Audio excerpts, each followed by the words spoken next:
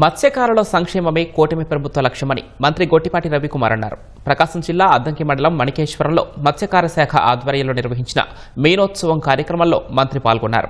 స్థానిక కూటమి నేతలు మంత్రికి పూర్ణకుంభంతో స్వాగతం పలికారు. మల్లేశ్వర స్వామి ఆలయంలో మంత్రి ప్రత్యేక పూజలు నిర్వహించారు.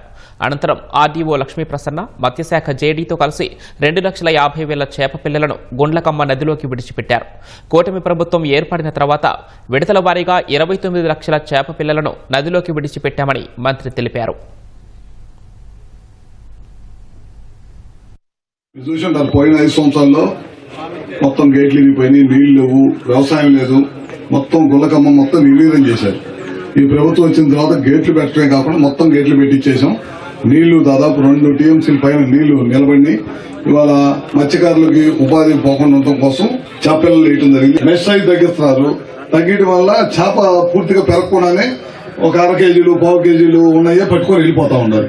వెళ్ళిపోవడం వల్ల ఉత్పత్తి అంతా పక్కన దోచుకుంటూ వెళ్ళిపోతా ఉన్నారు. దాని మీద అధికారులు మీరు ఇదే కొత్త ఇవాళ కొత్త కాదు, ఎప్పుడో తెలుసు, అయినా సరే మీరు వెళ్ళకుండా ఎందుకుంటారని నాకైతే అర్థం కావట్లా.